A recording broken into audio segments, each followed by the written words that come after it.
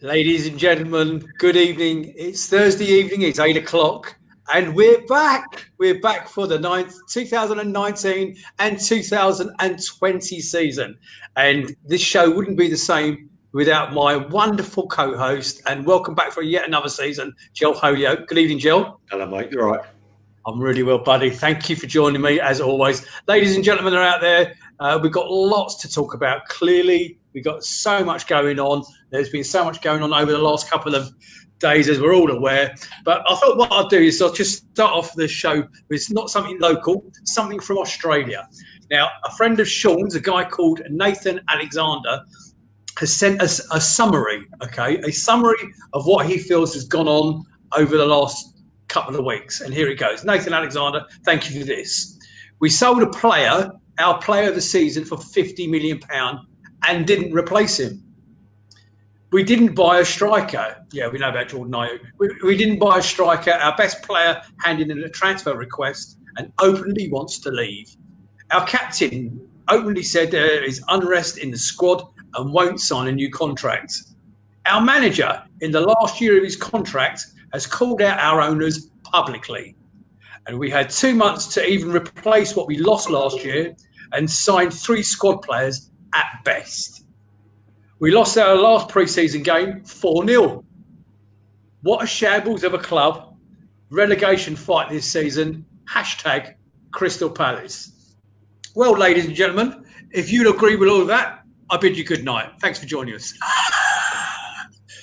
Because it's better than that. Listen, that's the views of some people. That's not all the views that Joe and I share.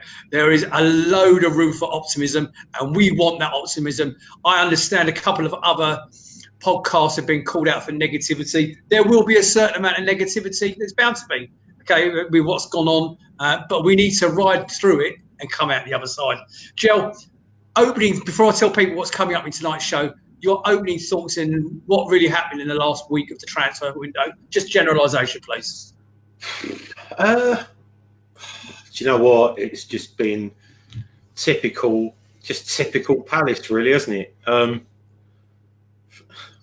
Everybody wanting loads of new players. We got rid of some deadwood. We made a load of money out of one of our kids, an unexpected bonus. Because there's no way in a million years after 7 games of not last season, but the season before, that we were expecting, Aaron Bissaka to be worth £50 million. Get £1 million a game. I mean, that's, crazy business. Yeah, it's great business. But to say that we haven't replaced him, I mean, Martin Kelly plays right back, good enough for Liverpool, good enough for England. And Joel Ward was our right back. Joel Ward's never really let us down. I don't understand this absolute, the hysterical reaction of replacing. We've just had a massive result with Aaron. That's all. I don't know. I mean, the people expecting us to be spending squillions on players when. But most people know there's some sensible post, not sensible because everyone's got the right to a view, but there's some people out there in the know that knew that, and with the accounts that have been published and stuff, that we had to balance the books, and Aaron's basically 3/4 of the fee that we got for Aaron balanced the books for our club. Otherwise, we would have been in the mire. So.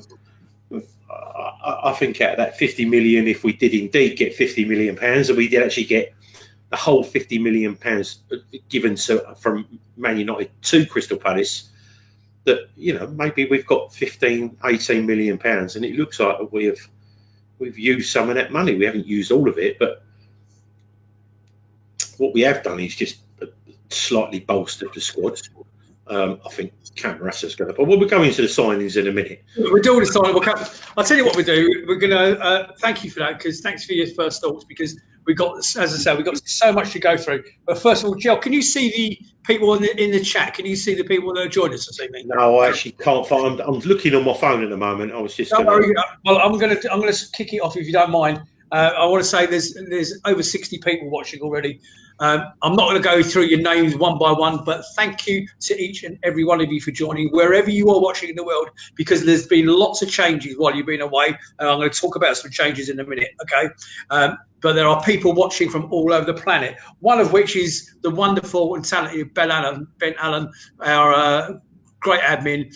He's watching from Zakynthos. He's actually sent us his thoughts on a couple of bits and pieces, which I'm going to read out later on during the show. But coming up in tonight's show, we're going to be talking about collaboration. Now, collaboration with other pages. I want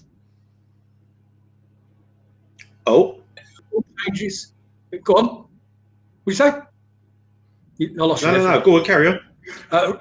Collaboration, some rule changes.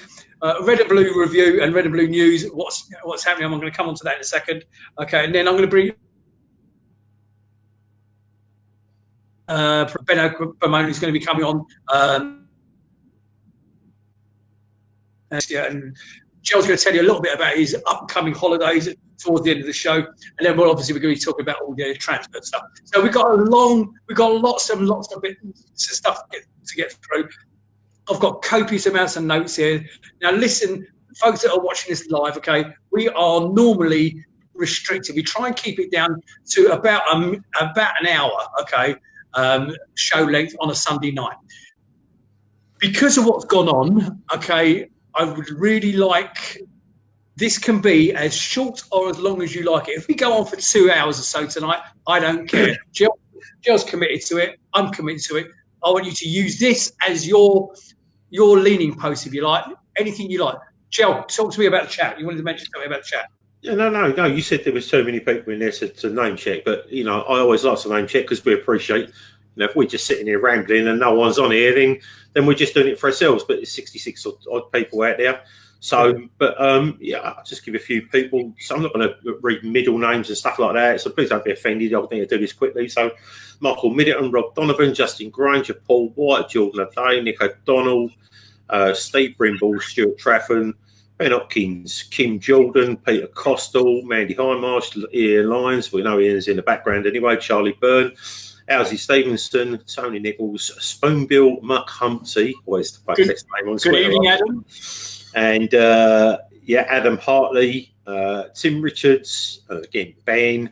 There's tons of you out there, and we really, really appreciate you guys coming on, listening to us. We're all talking about our football club, which is great. So we appreciate everyone watching.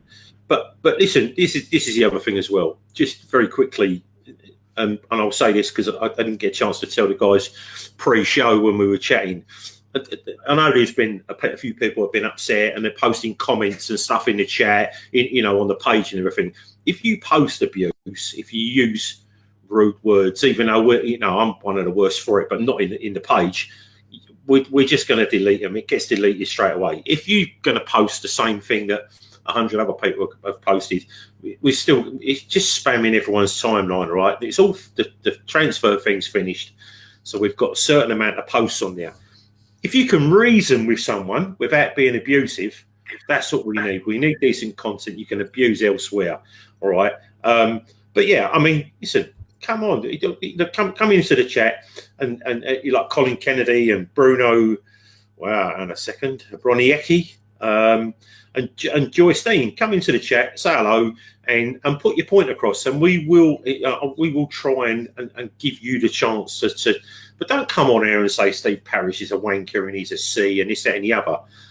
I have a feeling, and I'm not going to be myself and Nick were talking, and Nick's got his feelings about Steve Parish and so have I, which is good because they hugely differ.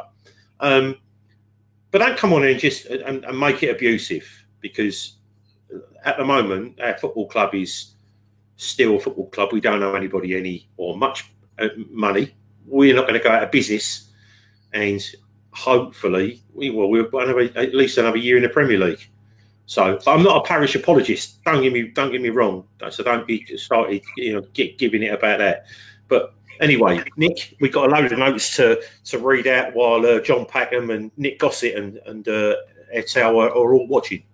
And I can see them all saying, Andy Stacey said, nice to have you back, boys. Thank you. All those comments, we can see them absolutely live. If there's anything you want to ask us in particular, use the chat right now, because we are both looking at it. Ask your questions. I'll try and get to them later in the show. It's very difficult when we're live, but I want to do so. I want to involve you guys as much as you like, okay?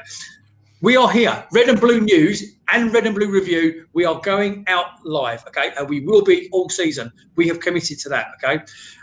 If you haven't liked the Red and Blue Review page, it's really important for you, so you don't miss a live broadcast, that you like the page. That's what you've got to do. Find Red and Blue Review and like it. A lot of you are watching this on Red and Blue News now, but make sure you've liked the Red and Blue Review page. The whole idea of Red and Blue Review is we can share that with every other group, okay, and we can send it worldwide, and that's the whole point. So open this up, not just to Red and Blue News, which is you selected guys, you special people out there, okay. This is so the Red and Blue Review can be watched and broadcast all over the planet now, so that by the end of the week, the listenership or the viewership is huge, and we want to encourage our Red and Blue News guys to make sure that they're on there, okay? We're also working a little bit, and some of you probably already know, one of my very, very, very dear friends is Grant Saunders from Eagles Have Landed. We will be working with him again this year. Jill was just talking about, don't come on here and swear, don't go onto the page and swear, because you're just going to get deleted. There's 2 pages in particular that I want you to, I openly want to encourage you to go and have a look at if you've never done so. The Eagles Have Landed by Grant Saunders is one of them, and the other one is the South London's #1. Now, this is run by another friend of mine called Tim, and he's doing a great job. What they do is they're looking at Red and Blue News and what we do, okay, and trying to do something similar. They won't tolerate abuse. They won't, but they don't want duplicate posts. The same posts are on every page. Please go and have a look at them both. They're really good. And I'm going to talk about changes. There are lots of changes going on. There's changes within our club. There's also changes on social media. CPFC Forever, that I used to slag off, okay? I used to be the biggest critic of it. Has changed hands, okay? It's not the car crash it used to be. It doesn't tolerate that crap anymore. So some good pages out there. Please go and have a look at those 2 in particular. I want you to, I want to share the love, really, because they're really good pages. I also want people to be aware of where they can get hold of us. Jill, sorry for me prattling on a minute. No, just let me get through some of this stuff, okay? Because I've got so much written down here. If I don't get it done now, I'll forget all about it. A message to all Red and Blue News Facebook. We're now over 7,000 strong, okay? Thank you to each and every one of you. You can find us obviously on all the socials, but follow us on Twitter at Red and Blue News 1, or you can subscribe to our YouTube channel, which is going to start growing as the season comes on, which is Red_and_Blue_News, okay?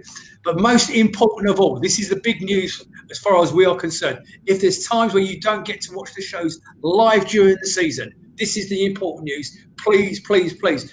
You know that you can find Back in the Nest and 5-Year Plan on all your major podcast providers. Well, you can with us now. You can find us on Acast. You can find us on Spotify, Apple Podcasts, and like I say, a little bit more on YouTube shortly. Big thanks go out to Lucy Usher, Greg Ellis, who started Red and Blue, helped him start Red and Blue News. Hopefully you'll hear from Greg later on. Sean Feeney in the background. These guys, without them, we don't have a show, okay? Sean has dedicated 3 hours of his day just to help us set up for tonight's broadcast. He's sitting with me in the room right now. So Lucy, from the bottom of my heart, thank you. Angel, Sean the same, and Ben exactly the same. You got anything you want to talk on the social stuff? No, Kevin Buckland's just gone in the chat, and he said, "What about the Eagles perch, Nick?" Yeah, you can go and watch John. We have nothing against John. John doesn't have anything to do with this page anymore. He left it. But yeah, there's loads of pages out there. We name check most people, unless they're trolling us, then obviously we don't. But yeah, there's a lot of stuff in the chat as well. I want to go back a little bit. Should we back at some of these questions? Yeah, go for it, mate. Because I'll tell you what, I'm going to mute myself for a minute, okay? Because I'm looking for something on my notes. Okay, so but again, I'll name check some other people as well, because a lot of people, including Michael Cloak, watching from Christchurch in New Zealand. So let's just go back to almost at the beginning. So I'm up there. I've got it. This is a sort of a bit of a typical thing that riles a lot of Palace fans, but I'll read it and it will probably trigger some people immediately. So it's from Alcy Stevenson, and he said, people got to remember how far we've come from what was being extinct. People brushed that aside.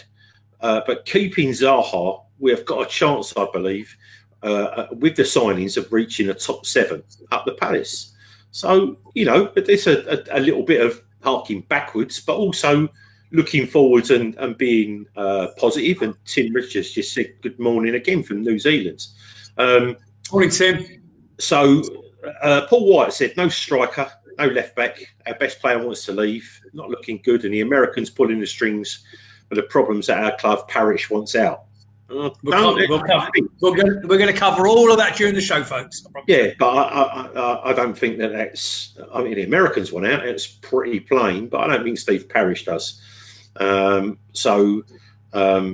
But yeah, I mean, there's a lot of people. Ben Hopkins said, Heineken gel.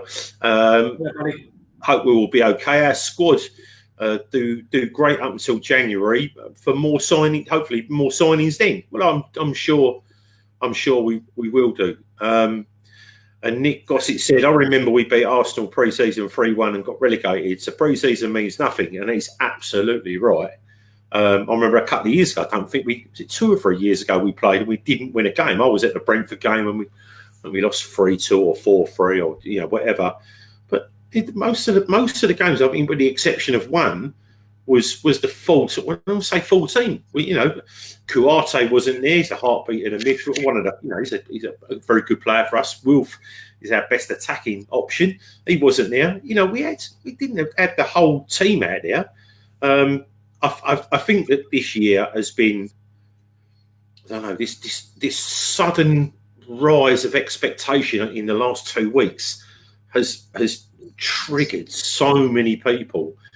And I think because so many people were triggered on social media, the reaction for people that would just go, I'm a little bit annoyed with that, and people go, right, I'm really mad with that now. It sort of carried on sort of accelerating to the point of today where everybody is just, really, really peeved.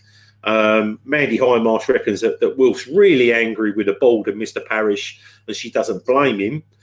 Again, I'm not too sure. I mean, can I just jump in there, Jill? Yeah, Mandy, I'm glad you're on, darling. I'm at home tomorrow. Could you give me a buzz, please? I need to talk to you. Thank you, honey.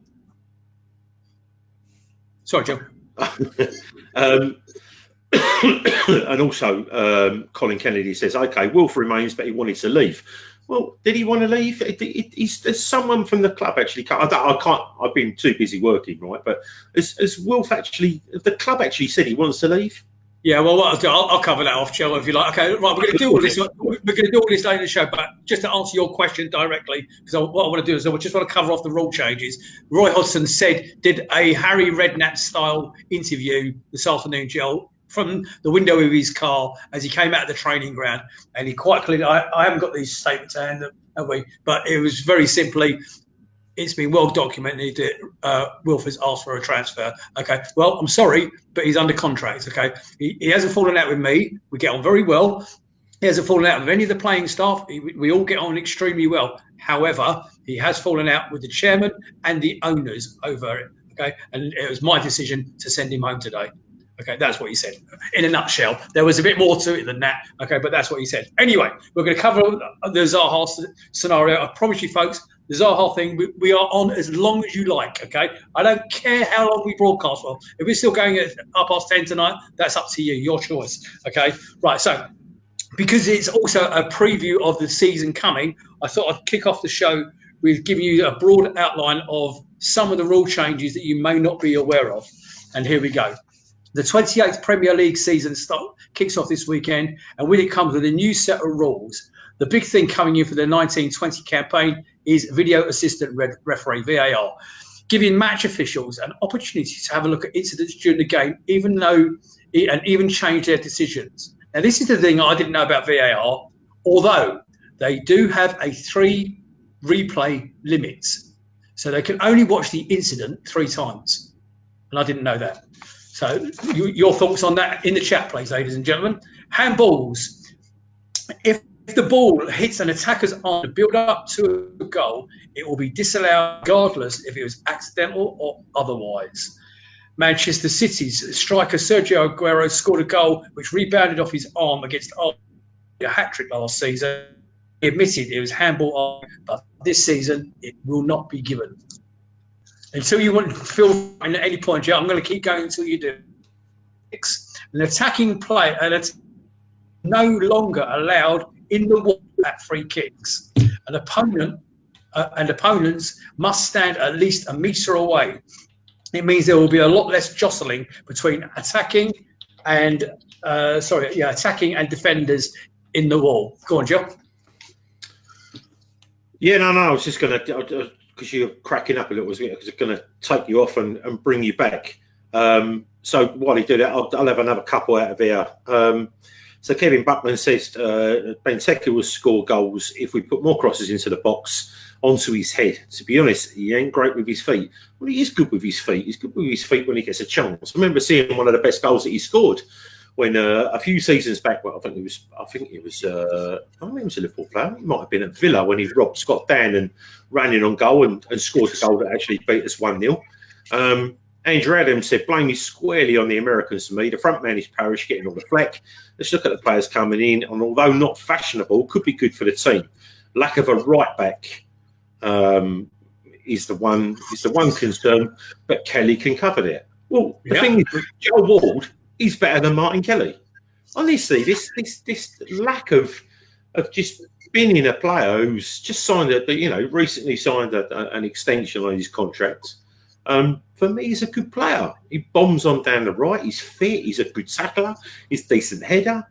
It's just this lack of respect for Joe Ward is, for me, it's laughable. I mean, the other thing as well. I mean, what are we expecting? This is the thing at the moment. It doesn't get me triggered because I just put Twitter down eventually. Is that everyone's expecting us to go and spend, I don't know, buy a Batshuayi. How much is Batshuayi going to cost us from Chelsea? Even if we don't buy him and we get him on, well, we can't get him on loan now. It's too late. Is it too late? Is the loan market finished? When does it finish? Throw it open to the audience. Is the loan market finished? But if it isn't, and we get a Batshuayi, we have to pay his wages. What's he on? 100? If he's 130, 150,000. Summer Kearson's having a pop at you, say, come on, guys, Ward is pace. Sorry? Summer Kearson said, come on, guys, Joel Ward has got no pace. And the person we did is here. We're not talking about the squad. Can we come back to the squad?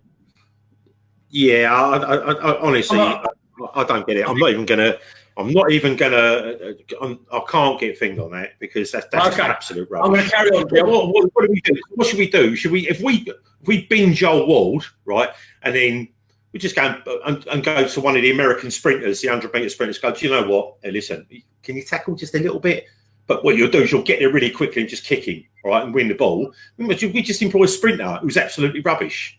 You can't have everything. We're Crystal Palace. We're not paying 200 grand a week, 300 grand a week. I don't understand this thing. Because we've been in the Premier League for 6 or 7 years, all of a sudden we should be Man City. We don't have the infrastructure to cope with. Parish has come out and said that every time we spend big money, we've got to pay big wages. But to pay big wages, we've got to release some of the wages. We got 50 million off Aaron, 35 million. That covered the debts. The club said it was good. So that leaves us with 15 million. What are we going to buy with 15 million? Nothing. If we can't buy a forward, so we've got to loan a forward. And then what? Pay him, if he's on 150, how much he's on £100,000 a week? He's gone on a rant. Ladies and gentlemen, let's see what you've done to him already. Jill, we're doing ball changes. We're not doing the squad yet. Jill, keep your powder dry. No, people just go, oh, Waldy ain't good enough. He was good enough until Aaron accidentally came along. Now Aaron's gone. So all of a sudden, Wardy should be good enough. Honestly, see what you do, ladies and gentlemen. See what you do. You wind him up, and he goes off spinning like a top. Yeah, people just lose the plot on who we are. I don't get it. Right, now breathe. See what you do, ladies and gentlemen. You spin him up, and then off he goes, okay? And I've got to pull him back in again, okay? We're going to do the squad later. I promise. Okay, we're doing rule changes. Cards for coaches, managerial staff. With referee, bandish, yellow cards and red cards for those on the touchline. I didn't know that. Goal kicks. Use the goalkeeper's foot in the goal kick situation. Teammates of the keeper or attackers from the opposition no longer have to wait until the ball leaves the penalty area to take control of it. However, Portuguese club Benfica appears to have taken advantage of the rule change during a pre-season match against AC Milan by chipping the ball into the defender inside their own area, who gives it back to the goalkeeper. This opens up an opportunity for the goalkeeper then to pick it up, drop kick it, or throw it out of his box, which is completely different to what it used to be. Drop balls. That's not something that Jill suffers from. Drop balls. Okay, old-fashioned drop balls will not be used anymore. Okay, now referees will be giving the ball back to the last team that had possession after stoppages. Substitution.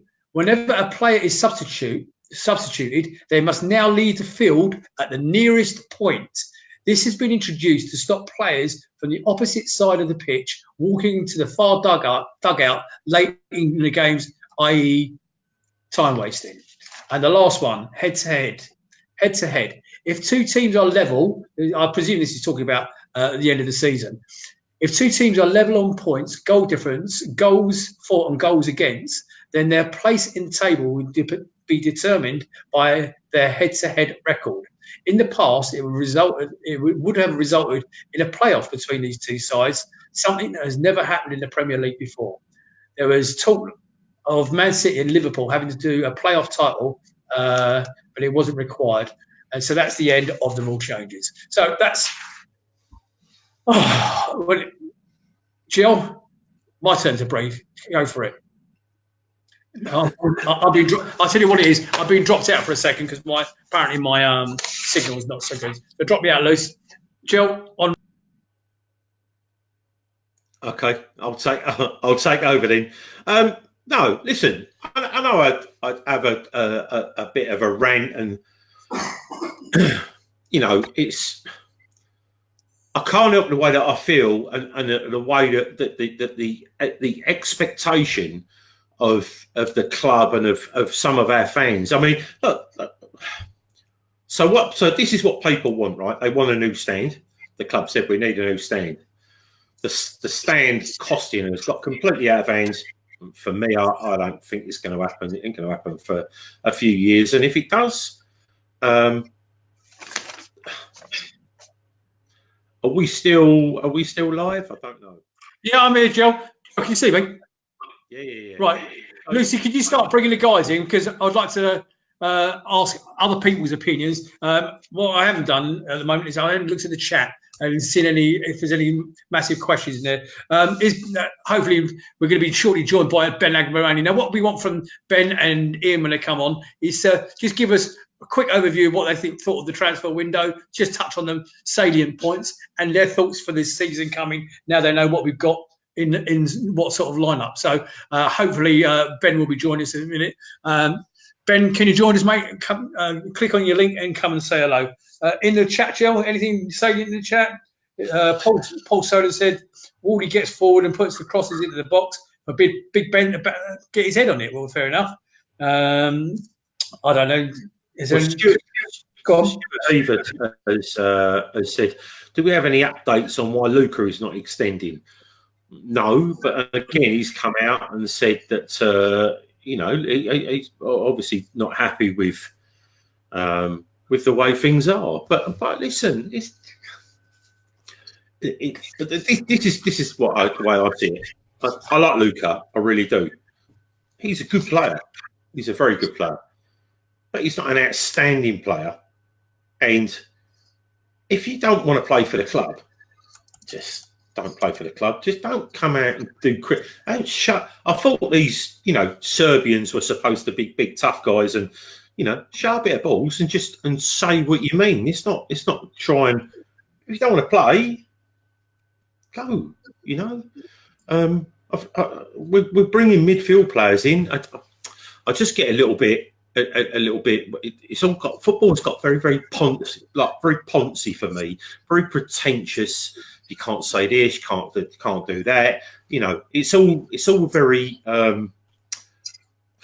safe. Just come out if you're not really happy, just come out and say it properly, and then the club can go. Do you know what? Anyway, what do you reckon, Ben? Crazy up. Lucy, drop him off a second. How you doing, Ben? You all right? I'm good. Yeah. Ladies and gentlemen, let me reintroduce you to Ben Agbamoni.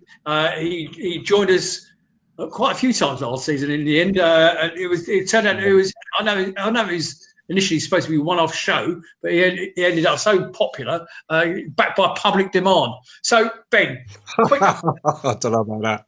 And he'll be joining us right the way through this season as well. So Ben, a quick overview, your thoughts, salient points on the transfer window, please, and your hopes and aspirations for the season coming now. Now you've seen what we've got to play with. I really would have liked to seen another striker come in and possibly someone right back and left back as well. But it is what it is. We go from there. I think the squad has got better depth than it did before. Hopes and just to stay up, and at some point Wilf's going to go. Hopefully it'll be at the end of the season, not in January. Actually, Ben, that's a good point because Roy did actually mention that. Did you see his interview this afternoon? Yeah, I watched it back. I was at work. I couldn't see anything. If you notice, he kept mentioning a year long. We got him for another year, didn't he? Yeah, good point. Yeah, I think because I think it'll be more or less 10 years, and you know what, you want to move on, fine. Because I have a few people I spoke to, and they were really kind of getting a bit upset, and I'm like, footballers, they're not our club for life. It doesn't happen. It's very rare. Only two I can think of are Gerrard and John Terry, and they're both retired and they're both in management. Julius Moroni. Again, it's really rare. He's an exception, but. The normality is at some point you move on. And I wasn't upset by that. Him handing a transfer request, should have done it earlier, but you want to go, fine. Make this the season, make this the best season you've had. For me, I want to see him on fire. I want to see the rest of the team as well. Just go for it. Because we're that kind of funny team that beats the current champions, holds them as well and beats them away. And then loses to the team at the bottom. We're consistently inconsistent. I love it. It does my head in. I just want to see us. Yeah, I know. That's why I've got no hair.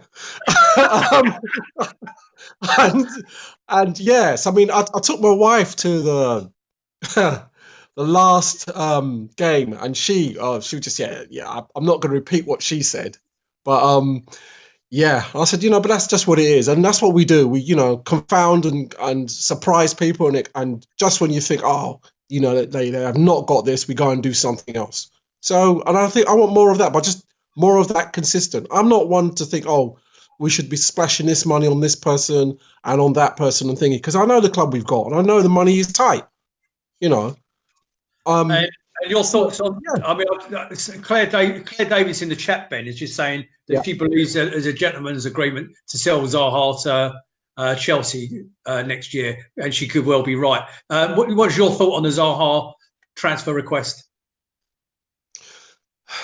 I think we don't know exactly, because I know that a certain media outlet were proved to be making stories up earlier on, just to kind of swing people towards their betting site to put loads of money to lose. So they get lots of money. Great shout. Yeah. Wonderful shout. So for me, even if he had done that, because also what are people forgetting now is his brother's his agent. So his brother gets a percentage.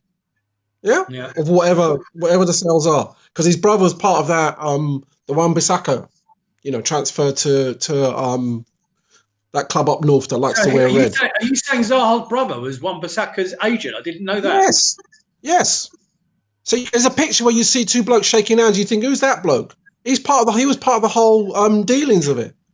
So for me, I ain't got a problem with that. So they're looking at that and they're looking at their percentage. So if you can get a nice whacking thing, you get a nice percentage for yourself. You know? Oh, excuse me, that's my phone going in the background. That's Wan-Bissaka's agent. That's Will's brother saying, Maybe not. I'm going to ignore it. You up. I'm going to ignore that. Well, yeah, so there's lots of other things going on. And I do know that, like, media and thingy like to portray stories so that you read, buy, or click. So sometimes you have to look between the lines. I think it will go, and I think it's a definite thing, and I'm not upset by it. I just would have liked it to have been handled better, not the way it was. What do you think? How do you think he's going to approach the first few games? Do you think he'll play Saturday? No. I haven't even asked Jill that yet, but Jill, do you think he'll play Saturday? Do you know what? To be honest with you, it's been such a fiasco. It's been so drawn out, and I mean, Glenn Fossey describes this. He said, "Sky were a disgrace the way they hawked Wilf about every day." And do you know what? I'm not really bothered whether he plays or not. I just want Wilf to be a part of our team for as much as he can be. He does make a difference, but at the end of the day, you know, we need to do there's a best four on both sides. What's best for Wilf, but also what's best for the club. Now the irony is, I don't know whether Everton were absolutely ever serious about signing him. 200 grand a week, according to Summer Pearson. Well, you know, it is what it is. If you're going to pay, 80 million for someone, he's already on, reportedly 130, equal high earner with Benteke and Sacco, which would put him at 130, 135 plus bonuses. So he's going to get, a huge percentage of the signing on fee. He's going to get a massive hike in wages. It's going to take, they obviously see themselves going places, but whether I can't see Everton really doing it deliberately to unsettle him for the first game of the season. I mean, they're a big club. This is the other thing as well. I just want to sorry to babble on a little bit more, but so people were saying, why would you choose Everton over Arsenal? Well, Everton have played in Europe, and they were once a very big side. But people miss the point where they go, oh, we could have gone to Arsenal. Arsenal have always been there or thereabouts side, much the same as Everton. They're two teams that have never been at the top flight in this country. They've never been at the top flight. Arsenal are one and Everton are the other. They're a big side. They play in front of massive crowds. There's an expectation when you play in front of massive crowds, but they have an expectation and they have the aspiration to get back into Europe. And if they're talking about paying 80 million or 70 million for one of our players, this little kid that's grown up from South London, who's got loads of tricks, pace, he's Aggies, but he just would be, him and Richarlison would scare the crap out of anybody going forward this year. Ben's still on, mate. Ben, has Ben gone? I wanted to finish it up. I wanted to know his prediction for the year. Sorry, Gilles, to interrupt you in mid-flow again, mate. Getting back, that's all right. That's all right. But while we're getting back, but the thing is that Everton are a big side. They're a much bigger side than us, and if they have aspirations of playing European football and challenging, then they're throwing money in the right direction. Wilf is the kind of person that I think would do well in that side. So, Joe, we have another special guest, Joe. We have another special guest. There's somebody we haven't seen for a few weeks, okay, and somebody who we both care very deeply about. Greg, are you there, mate? Evening. How you doing, guys? There is he. Hello, mate. Ladies and gentlemen, let me reintroduce you to a stranger who's been missing from our shores for a few months, Greg Ellis, former producer. Well, actually, no, do you know what? That's not true. Producer of Red and Blue Review. He is the very reason Red and Blue Review are a thing, okay? So, mate, welcome back. Thank you very much. Thanks for having me on. before we do anything crap like Crystal Palace, okay, and boring, I want to know, very briefly, touch on court number 1 and how the success with court number 1 was. Tell everybody about it. Yeah, sure. Okay, so for the last 3 years, I've been working at Wimbledon on the number 1 court, doing the retractable roof. What I've been doing there, I'm an electrical project engineer, so I've been involved in getting that job over the line for 3 solid years. So that is pretty much taken over my life. So the roof worked, which was a start, and then everyone had a nice time. I didn't watch a single bit of Wimbledon because it's not my thing. But you know, I hear that everyone had a good time. So, so I'm glad not to be working on that job anymore because I'm fed up of driving there. Well, thank you. I'm sure Wimbledon thank you, but we personally thank you for all your work on this group, and promise me it won't be the same amount of time before you come back on, because in your private life, we understand you've got some very exciting times ahead of you. Do you want to tell people on that? Yeah, of course. Myself and my girlfriend, we're expecting twins in approximately 6 weeks. And we just put the finishing touches on our extension. And yeah, I've got a new job. So, I mean, all I need to do now is emigrate, get married, and I don't know, do something else or whatever. But yeah, it's been very busy. But yeah, we're having 2 boys. Oh, yeah. Wow. Yeah. Congratulations. 2 baby eagles on the way. Absolutely. I'm going to be a granddad in 6 weeks as well, Greg. Oh, okay. Congratulations. That's awesome. Yeah, he's going to be a granddad.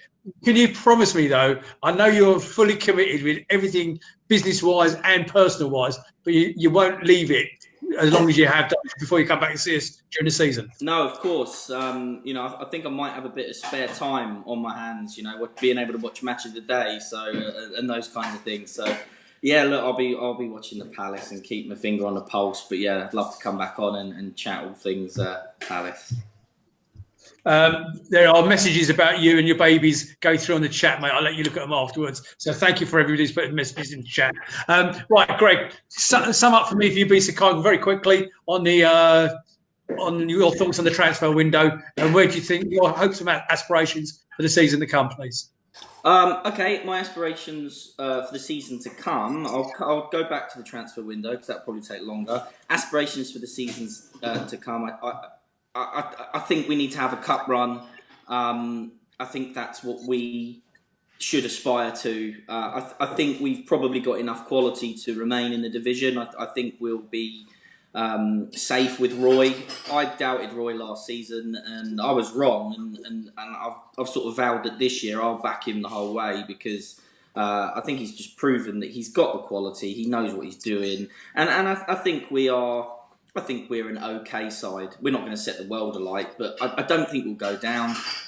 We will probably lose to, someone like Sheffield United, but then I think we'll probably go and beat, Liverpool or something. And it's becoming a bit like that. So my aspirations for the season, really, we all want to break into the top 10, but I don't think we're going to do that. So I'm going to say that I'd be happy with 17th. 17th, and what about the Zaha bit? I'm quite surprised that no one met the valuation. I mean, mainly Arsenal, really. That let's face it. You see Wilfried Zaha play, a few years in the Premier League. You know everything about him. They must have watched him 100 times, and they go and spend 70 million on Pepe or whatever his name is. And because let's face it, no one follows French football. So, who knows if he's any good. So, I just find that strange that they didn't just do what United did for Wan-Bissaka. They go, 50 million? Yeah, here you go. Here's the money. I'm quite surprised that Arsenal didn't just buy him. And, I can't work that out. So, I'm pleased he stayed, but I think, realistically, will he be moving on in January? I don't know. It really does depends on how Palace are doing, and I know that Arsenal don't have Champions League football either this year, so maybe that was a factor in the making. I don't know. I'm glad he's here. I mean, you want to keep players like that. It would have been a real bummer to have lost Wan-Bissaka and Zaha in the same year. But yeah, I suppose ultimately I'm just shocked that Arsenal just didn't put their money where their mouth is. And I guess Everton, I don't know if he just didn't fancy Everton. I just caught the end of what you were saying about Everton being a big club. You're quite right. Them and Arsenal, never been relegated. And, someone's clearly putting a bit of money into Everton. And they're pushing. And really, you want to see that. I'd love to see Everton do well. They're kind of they're like a team that were big when I was a kid.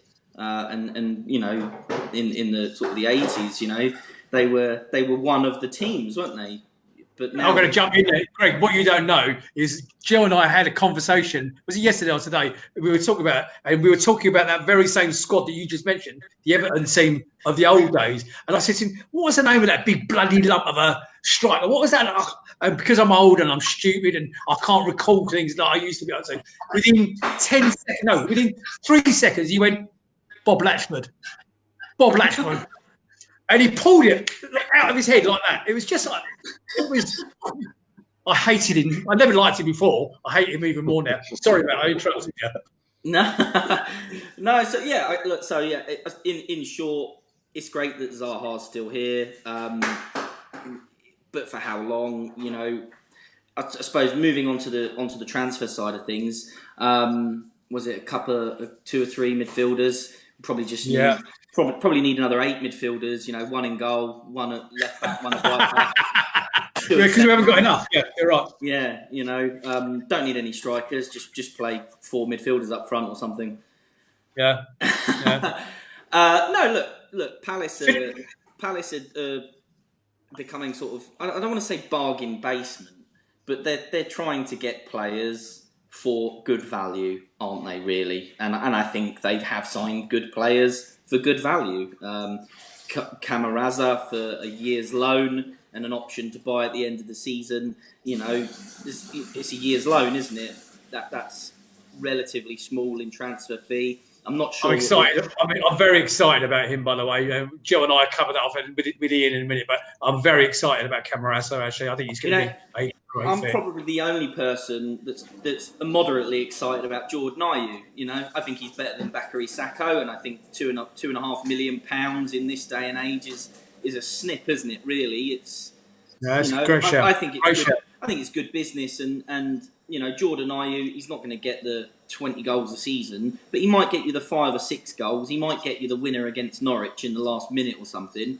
He's obviously a committed player and someone that Roy likes. And what that sort of says to me is you've got a player that wants to play for Palace, and like I said, £2.5 million, to me, it just makes sense. James McCarthy. Greg, can I ask you a question? What sort of reception do you think Zaha will get on Saturday? Somebody's asking that in the chat. I think he should get a good reception. I don't think there's any reason to give him a bad reception. Stephen Niles asked that, by the way. I would give him a good reception. It's business as usual. He hasn't moved on. He's been seen smiling at training. He may well have put a transfer request in. That's obvious. I mean, we know that he wants to move on and play Champions League football, and quite rightly, he's not going to achieve that at Palace. And we all know that. We are never going to qualify for the Champions League.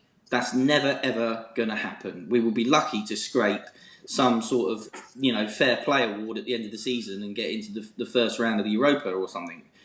But he's a good player. He's our best player now that Wan-Bissaka's gone. You can't sort of stand in the way of those guys. But he's with us, business as usual. He's a Palace player. I think we should just continue as is. Well said, mate. Right, and finally, before I let you go, I'm going to be holding you to this throughout the season, okay, and at the end of the season, so you ain't going anywhere, right? I would like your final finishing prediction for Palace this season, please. Okay, I think Palace will finish 15th. Oh, he's done a Roy Hodgson and gone there. He's gone play safe. Oh, ladies and gentlemen, you heard it here first. Do you agree or disagree with a talented, wonderful person that is Greg Ellis? Or do you think we're going to go higher or lower than 15th? He set the benchmark. What do you think? Greg, as always, mate, you are the blood that runs through the veins of Red and Blue Review. Do you understand me? Well, thanks, too kind. Thank you very much. And I absolutely mean it. And from everybody on the team, good luck with the babies. Please wish your wonderful partner all the love in the world from everybody on Red and Blue News. And mate, you and I catch up very soon, yeah? Will do. Cheers. Thanks, guys. Thanks, Greg. Cheers, mate. Take care. Bye. Bye-bye. It was lovely to see old Greg about, wasn't it, eh? Bye. Right. I'm going to move on, if you don't mind, because I've got talking about others. I'm waiting for Ian. Ian's going to jump on in a second, Ian. Ben Allen's in, where is he, Jill? Greece. I was going to say, is it yeah, Greece. And this is Ben Allen's views for everybody of what he's seen over the last few days. Marks out of 10 for the transfer window. He said, I'd give it 2 out of 10. We failed to address the major issues of last season, which is goal scoring, and we haven't replaced AWB, meaning we are weaker in defence despite Cahill, who I think is a great signing. Now, this is Ben talking. He thinks Cahill was a great signing. We'll come on to that in a minute. Looking forward to seeing how Camarasa fits and hope that he is the creative force through the middle that we have missed. How Zaha reacts to not getting his move is a major worry, as are Luca's comments. Hodgson wanted 4 yesterday and he got 2, despite saying we need a right back on numerous occasions. Going to be a long trudge this season where survival is the main aim, and that won't happen until April. And finally, on the subject of what the team are thinking, Carl Davies, again, wonderfully talented Carl Davies.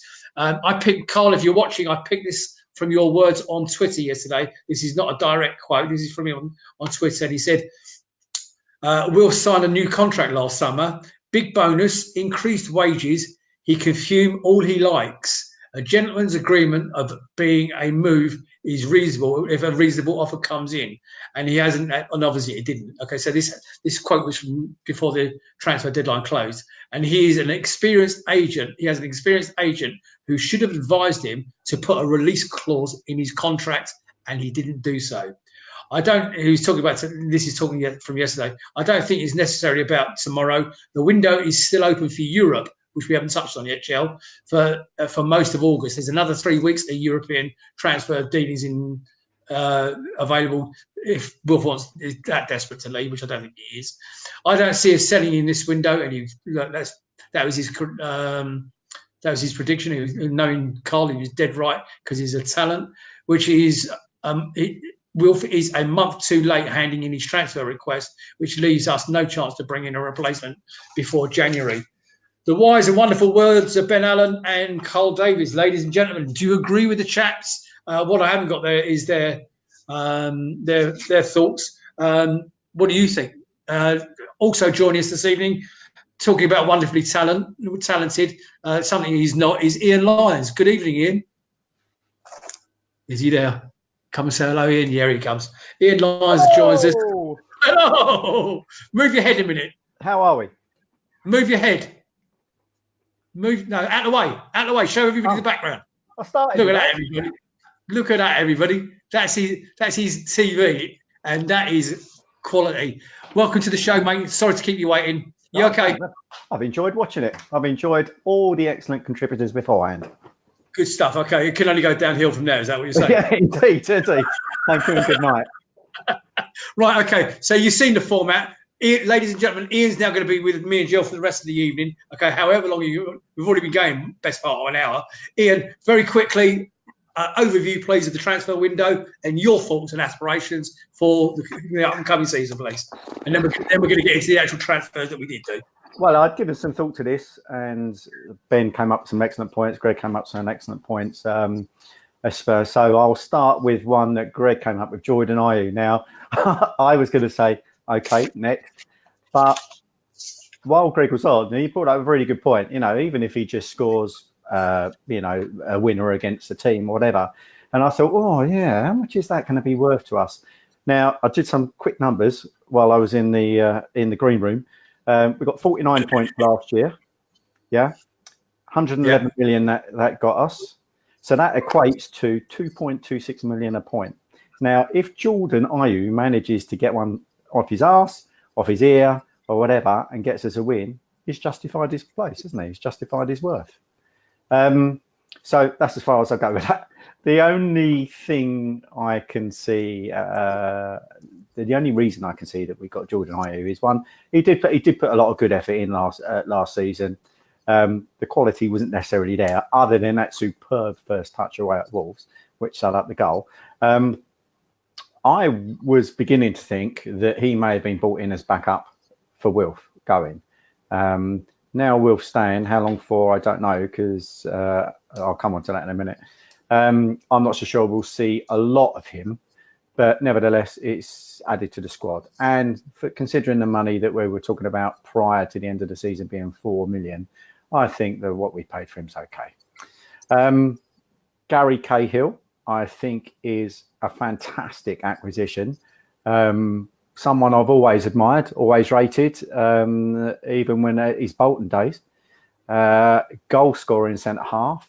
What I've seen a number of people have been texting me saying they've rumours from the training ground already are that he's given everyone a massive lift. He's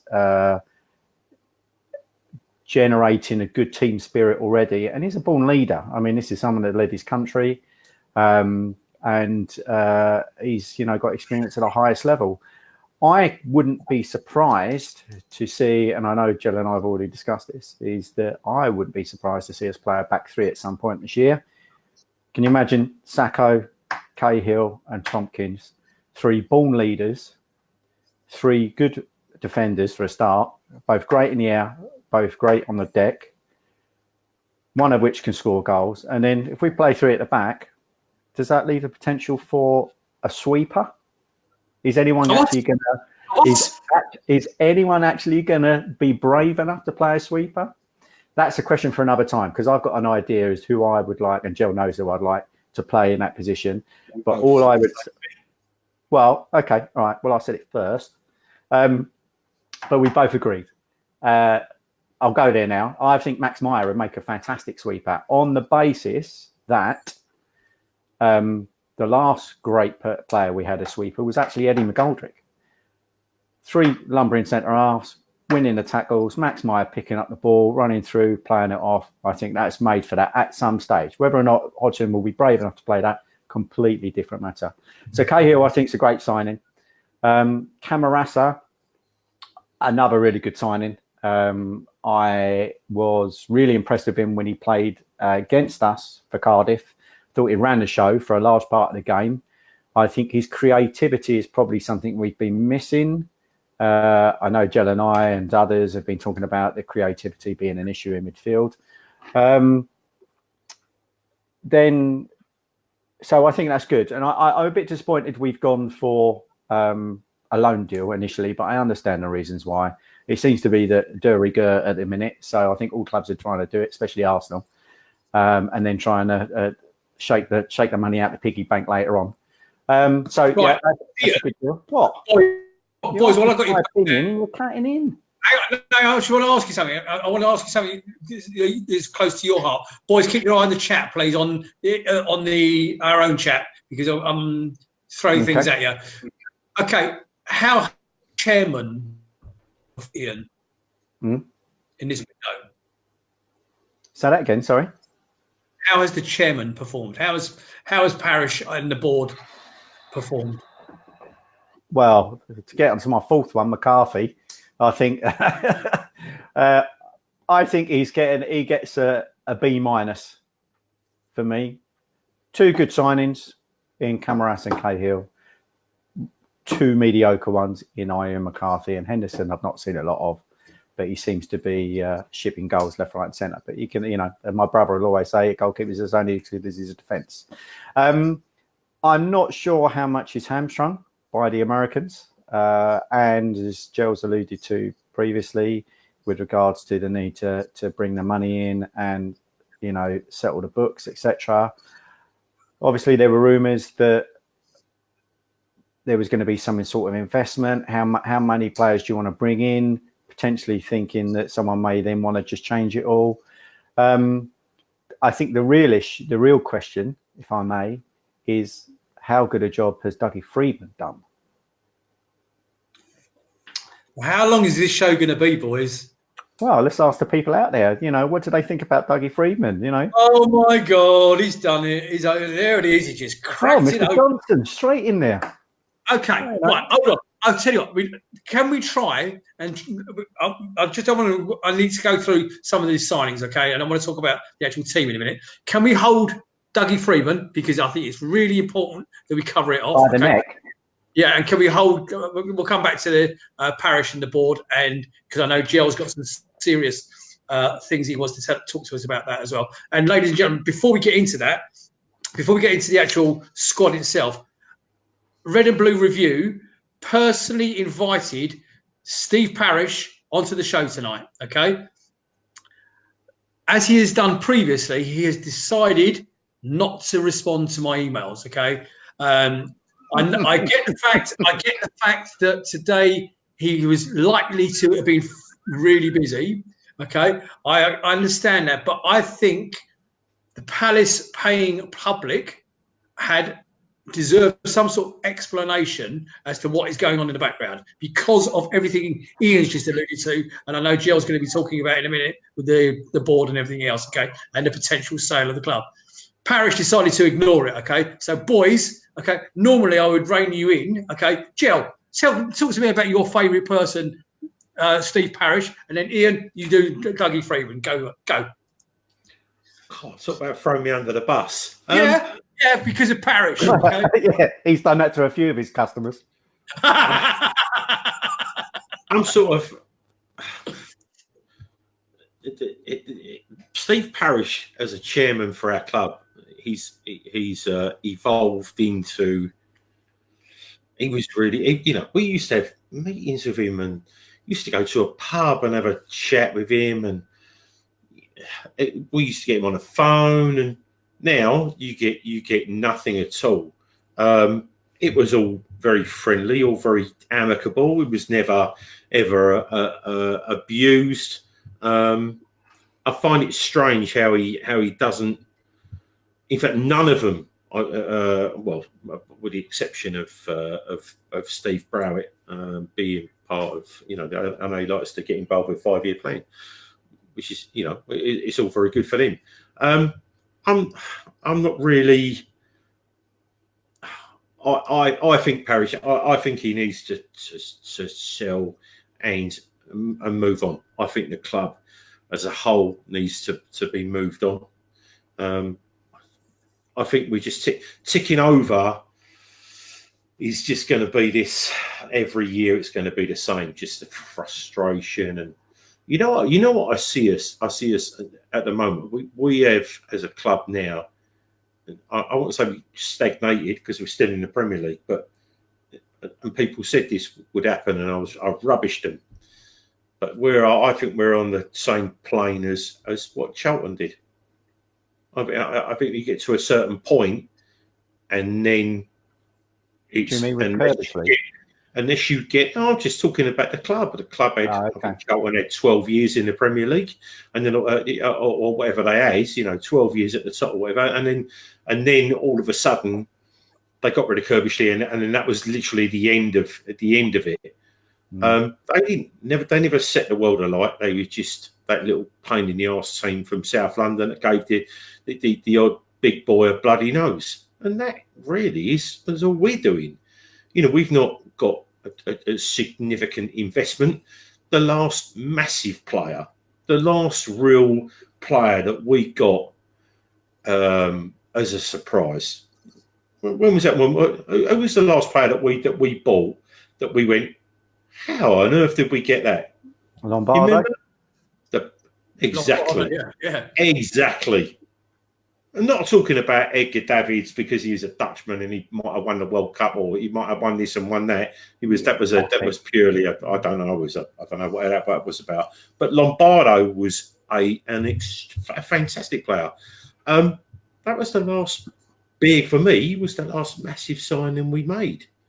So we've never, I just see us slowly stagnating at the moment, and I think the natural progression for the club, is Ron None's at the club for X amount of time. Simon Gill, I know Mark Goldberg his difficulties, but he had the club for a few years, and then Simon Jordan had the club for a few years, and Steve Parish has now been involved with the club for 10 years.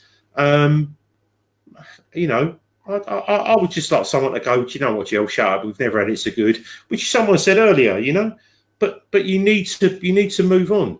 You know, eventually everyone said, I said it, you know, when we first come up, all I want to do is just be Stoke.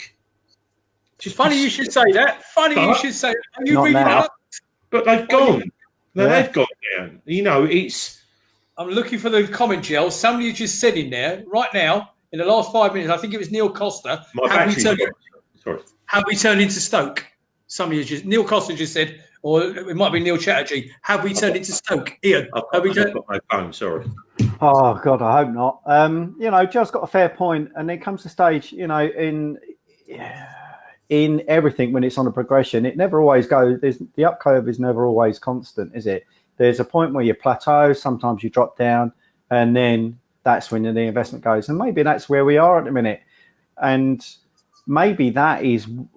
I mean, Tottenham did it for the last couple of seasons. They pretty much didn't spend anything, and now they're spending big. You know, a number of clubs have done that over time, and maybe that's what we're doing. Maybe we're just, there's so much going on, we just need to take a bit of a breather. As I say, I mean, Camarasa and Cahill, I think, are two perfectly reasonable, very, you know, good signings. The other two, okay, fine. We've got some signings in. We've strengthened the squad. We've got some money in. Wan-Bissaka, I'm not necessarily in agreement that we got particularly good money for him. I know all the people, my mates who support Man United, think they've stolen him from us. But nevertheless, he's gone, right? So we've got decent money for him. Joel Ward's okay. He's a good squad player. He's you know, people can't just rate him or judge him on the game the other day because he's doing pre-season. He's not been in the first squad for long. And he'll do us all right. He'll come all right. Kelly is again, good, solid squad players. The real difference is to buy quality, and you need quality in 2 or 3 areas. We've kept that with Will for the time being. How long for, I don't know. We've got that centre back now with Cahill. Where we're missing it massively is up front. Okay, well, hold that thought because we're coming to that. Right, Ian, I've asked the others, and Joe, I'm about to ask you the same question. Okay, Ian, your prediction, please, for our finishing position this season coming. And then we're going to do something on the. Well, my hopes are that Will stays until Christmas. I personally don't think he will. People seem to think that all's well in the world and he's going to stay. There's still a window open for. Transfers out abroad. PSG is an option. Sane's just done his cruise ship. Bayern Munich might be back into him. So we've got to be ready for another 5 days of potential turmoil. Good point. I really hope we get up to a better start than we have done for the last couple of seasons. We must try and get something out of Saturday's game. If we get a point, I'll be more than happy. And if we ride the storm that we're going to have at Bramall Lane, then again, I'll be happy with that. We just need to start scoring goals. You know, even in pre-season, Benteke scored, but he scored because crosses were coming in. That's something we have not done in such a long time. And it negates, if you're going to have a big guy up front, you need to get crosses in. I'd like to see a youth product on the bench on a regular basis and perhaps get him time. Whether or not that'll happen, I don't know. And see some more meaningful movement and investment and perhaps a takeover. My expectations, those are my hopes, my expectations are none of the above. And we will probably, and this is me being positive, probably finish 15th. Yeah, another one saying 15th. Right, Jill, before we move on to, thanks for that, Ian. Before we move on to the actual players themselves and that sort of stuff that came in, your thoughts and aspirations succinctly, please, and where do you think we're going to finish? I can't disagree with a lot of what Ian's just said, so to save repeating it.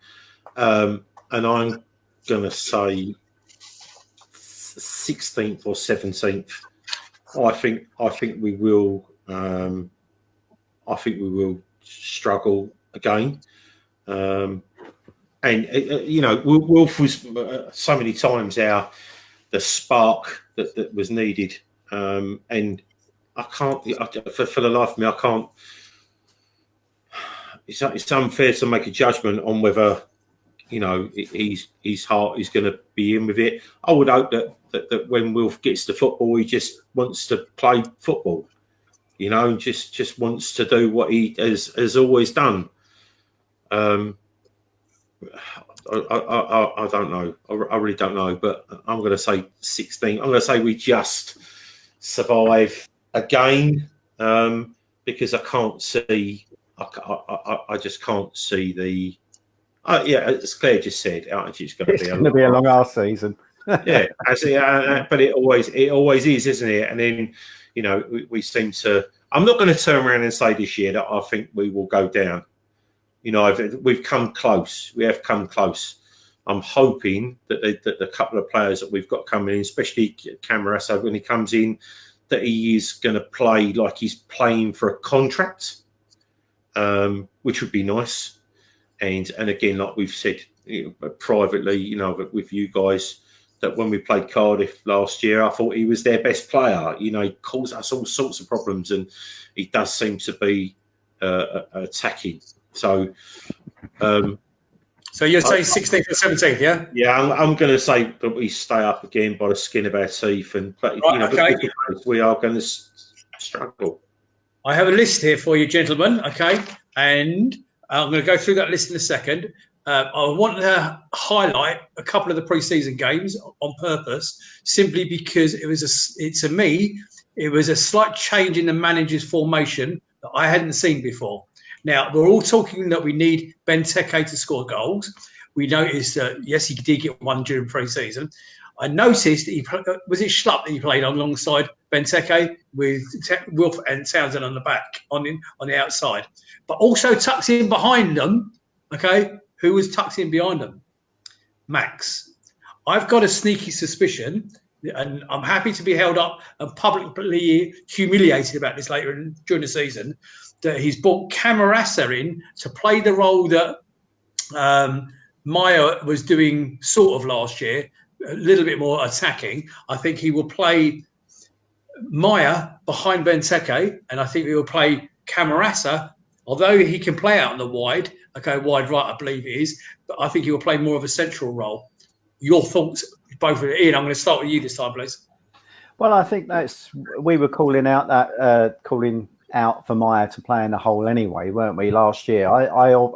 I think his ability to receive the ball with people around him, quickly turn, and then lay a ball off is the best person, or most ideal person in the team to do that.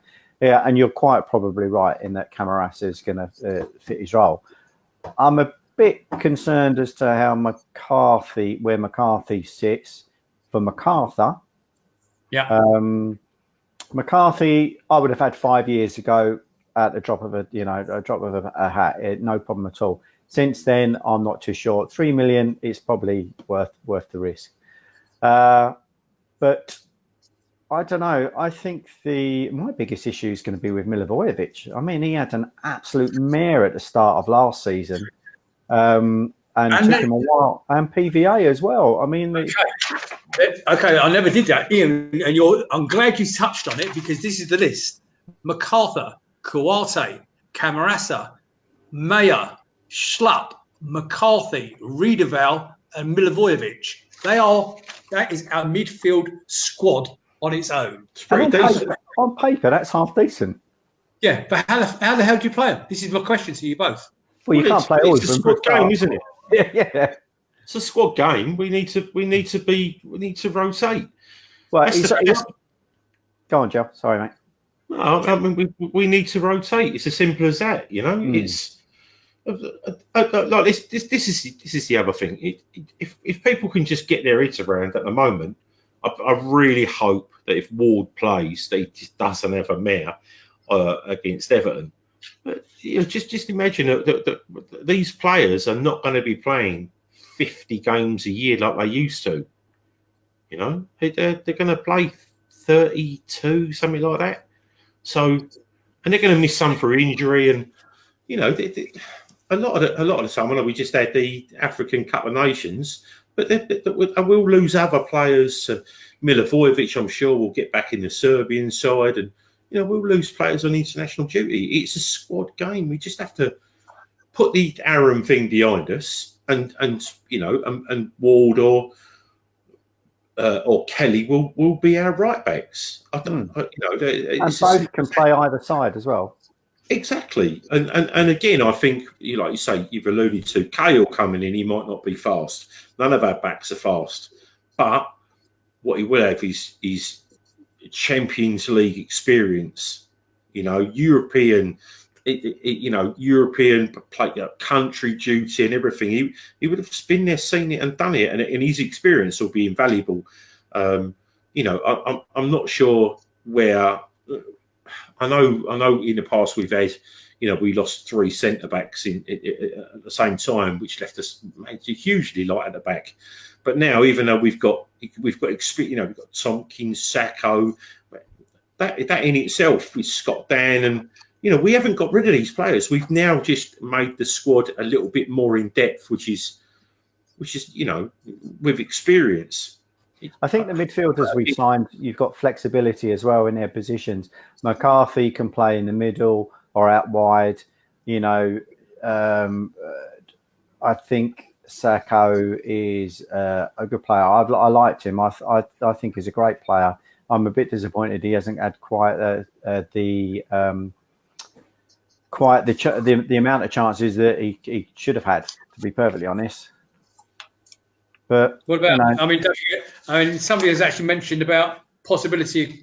Would Kouyaté sit alongside? Sorry, Kouyaté. I meant Kouyaté. I said Sacco. I meant Kouyaté. Yeah, and I think Kouyaté is a good player, and he's been suffered from a lot of injuries. But he could actually double up in the centre of the back line if he needed to. And that's where I see him. So, if everything was right, okay, how would we line up this weekend? Bearing in mind Zaha's head's in a bit of a head fuck at the moment. How would we line up? Any idea? Yeah, I don't think he's going to start. He's not going to start. I think there was a little bit of mischief. I know Joe doesn't think so. I think there's a little bit of mischief with Everton pursuing it as much, and just dangling the bait and unsettling him. On that, Ian, great. I'm glad your timing's perfect again. Everton have confirmed the signing of Iwobi from Arsenal for 40 million. Now, I know. If Wilf wasn't pissed off beforehand, he'll be pissed off now, won't he? Yeah, but it's that Silva's always had a problem. Zaha's always ripped Silva's teams apart, so I wouldn't put it past them. But anyway, that's done. If we'd have believed what we read in the press, Wilf didn't want to go outside London anyway. And he wanted to play Champions League football. So it was going to be a non-starter anyway. Then they tried to offer us their cast-offs. Someone that said he was glad to choose Everton over us, and someone we bought for 3 million anyway. I just don't know where. I just think sometimes it's just a load of guff, as Ben quite rightly alluded to earlier. And it's just there's a lot more at stake, upsetting teams, players than just than we actually take credit for, or actually understand. So George just turned around. His only worry is the amount of goals, and no one's talking about it. No one's mentioning it.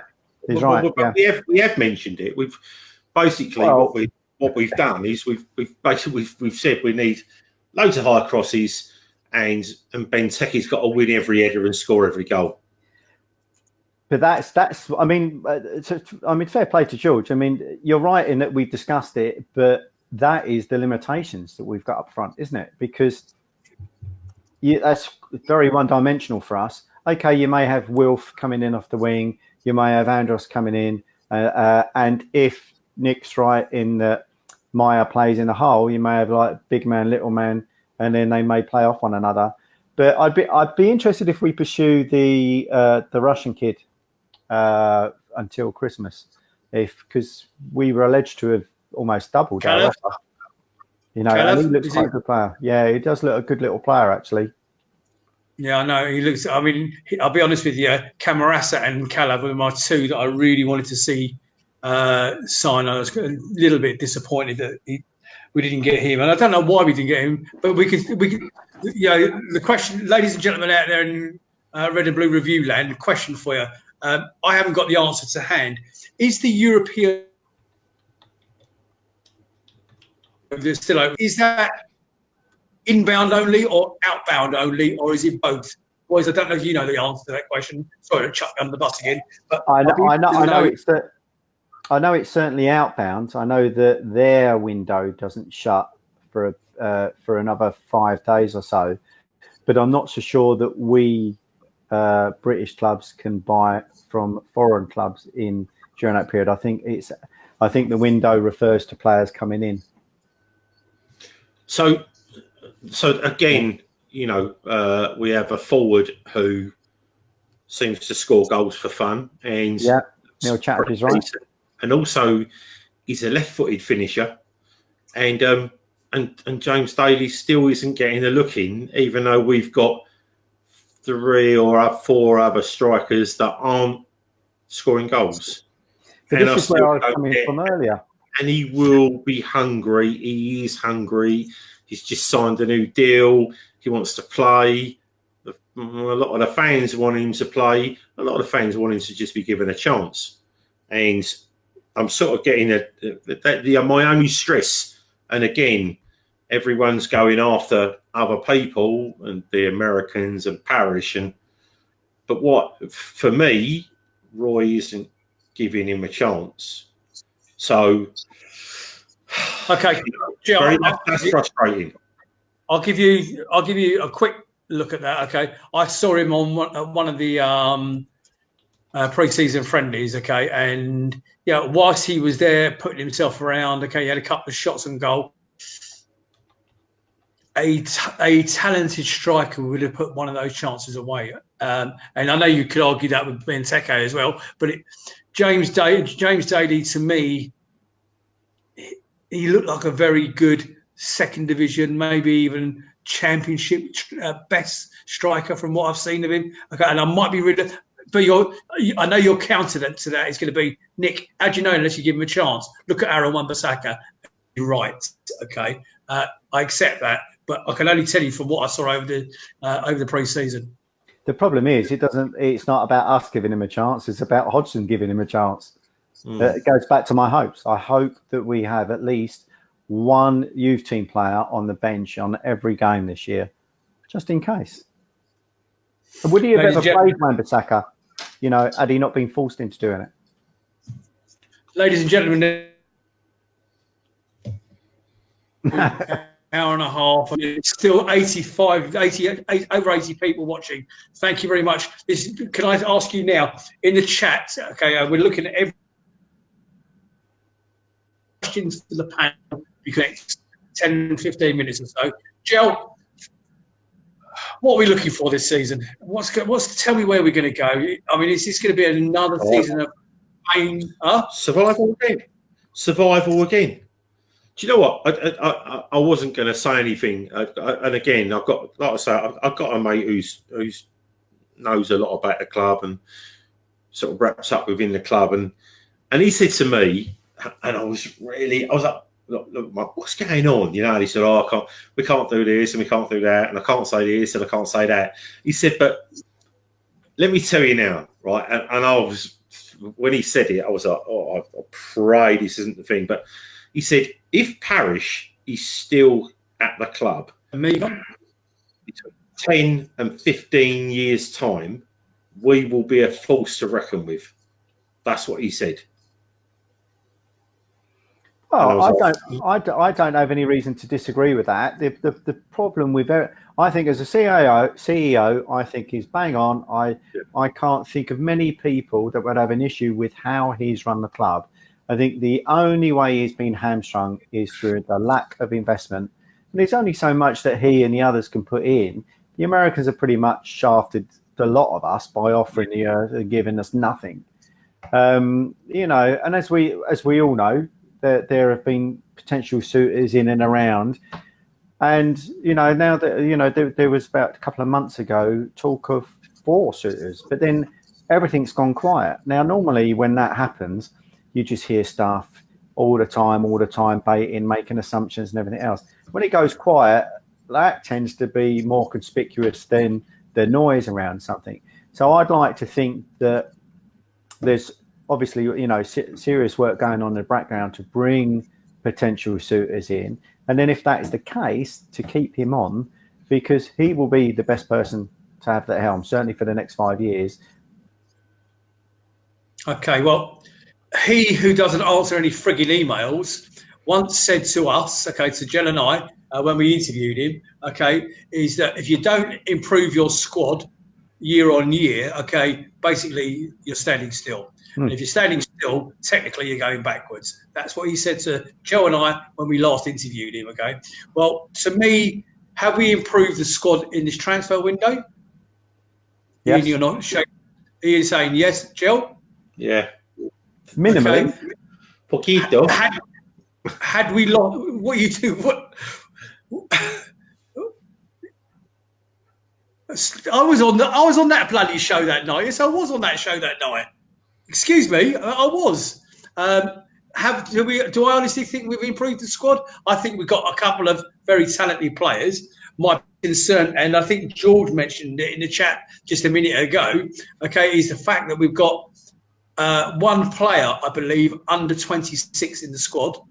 We are an aging squad. And it is something that, with the loss of Aaron Wan-Bissaka, he was bringing our average age right down. Of course, by removing him out of the equation, all of a sudden, hold on a minute, there is a bigger issue than we realise. What that's going to have to create is some sort of a clear out. But if you look at what he's done in this window, Mr. No Email Return, he's actually brought in some more aging players.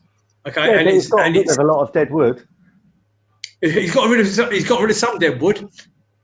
I hope some of the others that he just brought in are not in that same category. Yeah, and Camarasa for me will be. I said it. Two people that are going to stand out this season.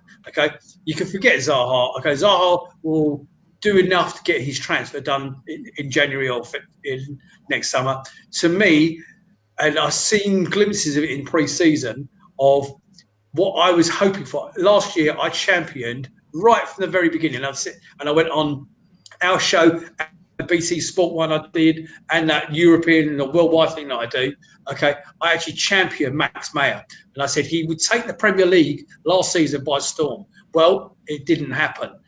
I've seen glimpses, and my real thought process, the reason why that didn't happen was because he didn't have any sort of pre-season at all last year. He came straight in. It took him 3 months to get up to the speed of the Premier League and never adapted correctly.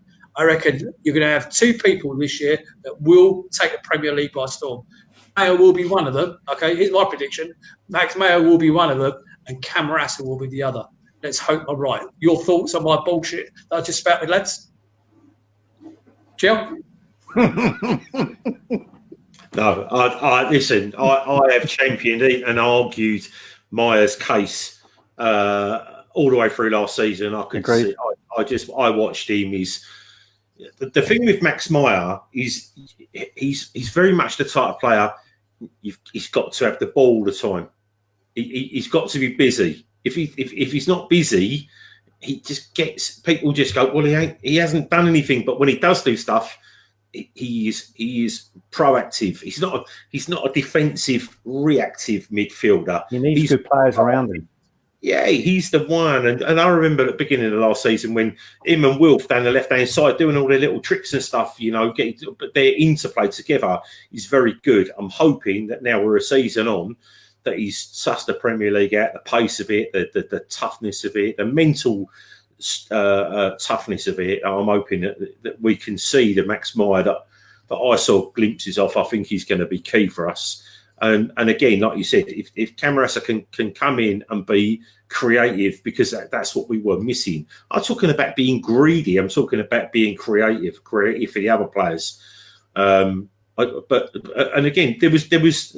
I've always said this, and you alluded to it earlier. You said if you could have a player come in every position, just in 3 positions, to strengthen the squad, and I've said this for years and years, it's always you strengthen the spine. You strengthen at the back, in the centre, you centre in the middle with creation, and you centre up front with a goal scorer. And to be honest with you, we need a younger centre half. We need a creative midfielder, and we need another centre forward. And that's the thing. It's for me. But then, what's a creative set? What's a centre half going to cost us? 20. Put this way. 25 million for Sakho, who is an aging, supposedly has been. He's good for us. He's good for us, but we pay 25 million and we pay him 6 figures, right? What's a midfielder, a really decent creative midfielder, is going to cost us 40, 50 million? Easy. We're going to have to pay him £150,000 a week. And then we get someone that's going to score us 25 goals a year. It's going to cost us £150,000 a week, a minimum. And we've got to spend 50, 60, 70, 80 million. If it's to score goals. This is the problem, though, isn't it? If people are, I think their expectations of what's possible for a club like us in order to move on is completely unrealistic at times, and you have to rely more heavily on talent coming through the youth team, not just to create extra income, but also to provide that a little unknown and that eagerness, and and maybe find that little gem. Because as you quite rightly say, I mean, the transfer market, people are whinging that if Wilf wants to go. No, it's nice to see us playing hardball for once, with people trying to take the piss from us and trying to take our pants down for players that are incredibly valuable to us, but also are worth probably more than we're asking for in the market. When you're looking for the likes of Nathan Aki being touted for 75 million, Lewis Dunk for 50 million, and God knows who else, for 80, 90 million. So why the hell wouldn't Wilf be worth that to the club? And why shouldn't the club hold on to him unless someone actually stopped taking a piss? You know what? You just the money we're asking for. Otherwise, bugger off. And it's nail on the head stuff there, okay? And I applaud you for what you just said, Ian, okay? And that's why you're going to be an absolute regular on this show this year, okay? And I mean that from the bottom. Sorry, people. Because you just made it real well. And in fairness to Parish, okay, who doesn't return my emails, by the way, okay, in fairness to Parish, I think he does need a bit of credit for playing that hardball that you mentioned, okay? Because he could have easily... he could have been in the back of his head. He could be thinking, "Oh, Wilf's going to shut down. Wilf ain't going to perform. Wilf ain't going to do this. Wilf ain't going to do that. I'm going to have to put him out in the reserves." And then in the end, he's gone away and thought about it. He thought, "Well, do you know what, Sunshine? If you do start playing silly bastards, okay, I am going to have you playing in the under 23s and see if so you're not really big bollocks anymore." So your point is absolutely well made, mate. But what I would say on the counter of that is that, again, I think we covered it last season, is if you know you're going to be selling players, get players in before you then you're open to selling them. When Mahrez went from Leicester, they got Damari Gray. We were actually after Damari Gray and dithered around at the time. They got him in, sold Damari, for a little more than we were offering, and then sold Mahrez for a massive profit. The problem for us is that when we're going for a right back, everyone thinks we got £50 million, when we clearly haven't, but everyone thinks we have. So you're offering 20, 25 million for Reece James, who again is someone that we mentioned last year, as a prospect that we should be, the type of player we should be going after, but it's too little too late. So, before Wilf goes, we need to get an adequate signing in. And how do you do that with the window shut? And that's where we're at. Well, it's too late now, isn't it? That's probably why he hasn't gone. It's probably why we probably the real reason. See us that we haven't tried. We must have tried. Hold on, though, Gel. You say that we must have tried. Hang on a minute, boys, because the one subject that we haven't touched on yet is the Zaha transfer request. That only happened yesterday. How could the board, in fairness to them, I won't back them, okay, because there's certain things that they're doing at the moment, and there's clearly some shit going on behind the scenes, okay. The club is in disarray behind the scenes, if I'm brutally honest with you, okay. But in fairness to them, he only put in that transfer request yesterday. What do you haven't given me, either of you haven't given me your opinion on what you think about the transfer request coming in at such a late date? Your Go thoughts, on, please, Joel. lads? I've hogged this for the last 5 minutes. You go for it, mate. No, you're doing all right, mate.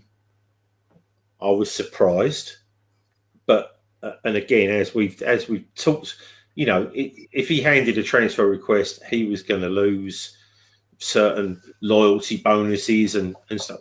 But if someone's offering you, let's just say that Everton were prepared to pay 70 million and offer him £200,000 a week, what's his loyalty bonus of us? Is it £1 million? Is it five weeks' pay? And when he goes to, if he was to go to a big club, he's you know, his sponsorship deals would make that in a 2 weeks.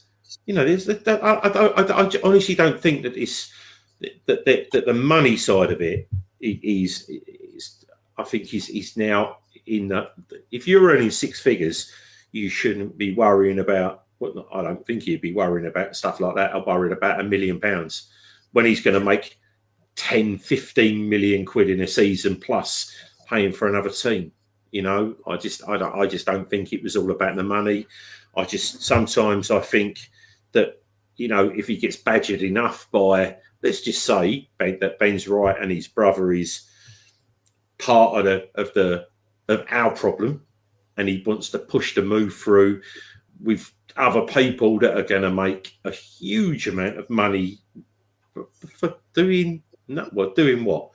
Being his brother, being his brother and his manager and his advisor, and it's just money for old rope.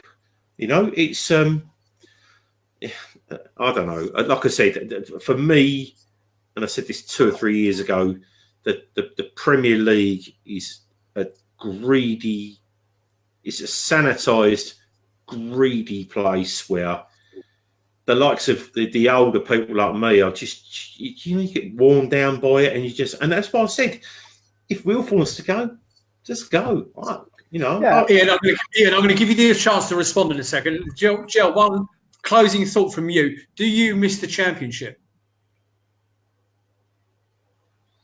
I've got to get pelters for this, and Go for it. Do you know what? I'm gonna sit on the fence and say yes and no.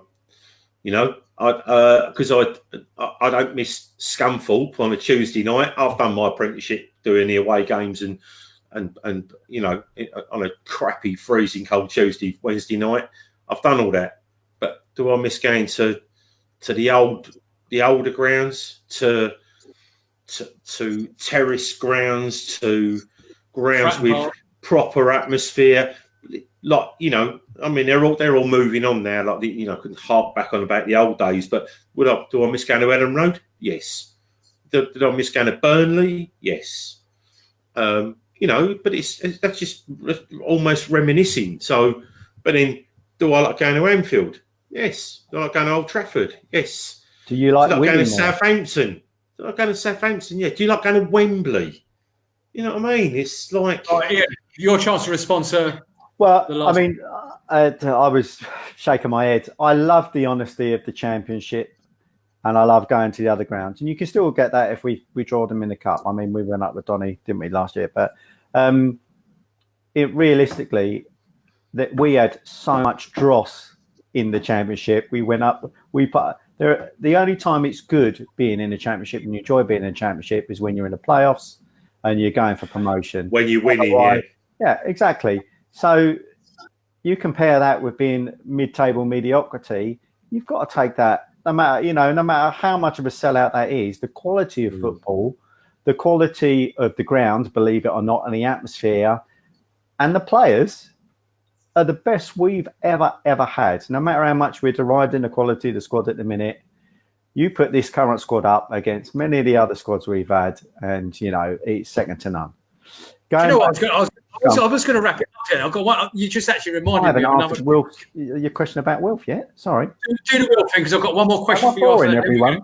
I can see everyone dropping off now. Wilf slapping in a transfer request, I think was pretty poor. I think it will probably tarnish his reputation. Certainly the day before, I think that was ill-advised. I still, as I said earlier, I still think there's scope for him to go abroad, maybe in the next 4 or 5 days. It wouldn't surprise me. And someone mentioned it earlier. I'm not sure who it was. It was one of the girls on the chat. Is that it wouldn't surprise me if they've done a deal with Chelsea and said, look, come in when your ban's lifted, you can have Wilf, and we'll have Reece James and Batshuayi plus a few mil. And then everyone will be happy because he'll have Champions League football. He'll still be in London, and we'll get a decent amount of money and players for it. Sorry. Okay, it's all right. No, don't apologise, mate. Don't apologise for doing what you do best. I'll tell you what I would have took. I would have took 60 million and Tom Daly off Everton. What, the diver? Yeah, you mentioned it. Is it Tom Daly or Tom Davies? Tom Davies. I would have took him. Yeah, gaze with the blonde girl with the hair. Right. I would have preferred. I'm about to touch on the subject, Gel. That I know that if you had any, it would make your hair stand up on end. How good, bad, indifferent, or successful, or otherwise, do you believe the central?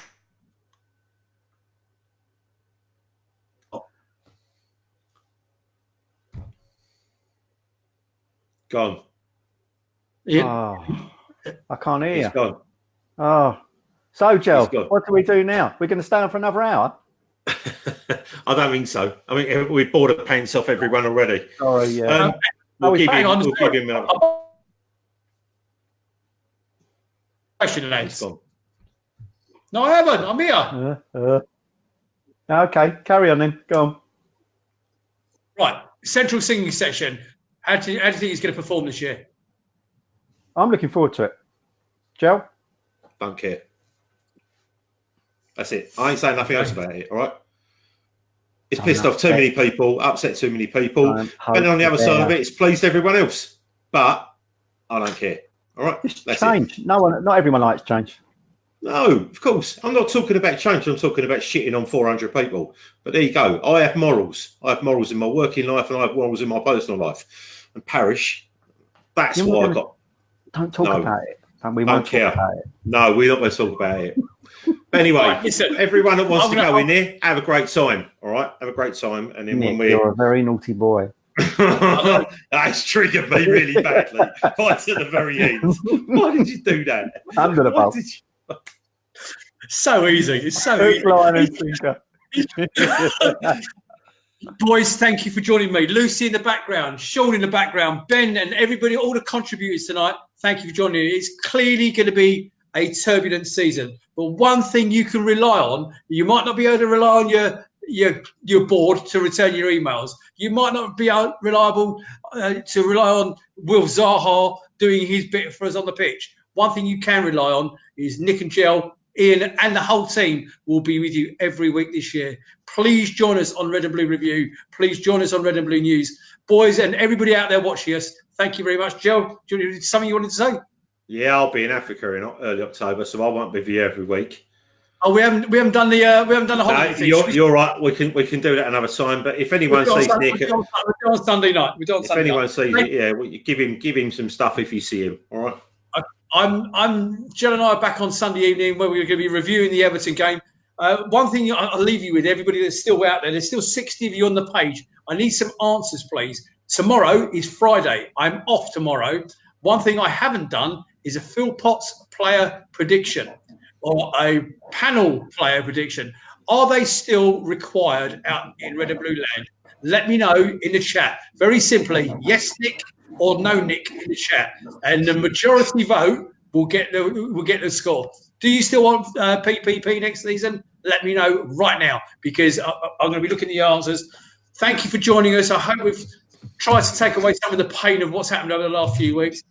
It'll be a busy week. It'll be a busy season, but you can rely on Red and Blue News for being with you. On behalf of everybody in the team, God bless you all. I'll see you at Sellers on Saturday at the Palace. Good night, everyone. Good night.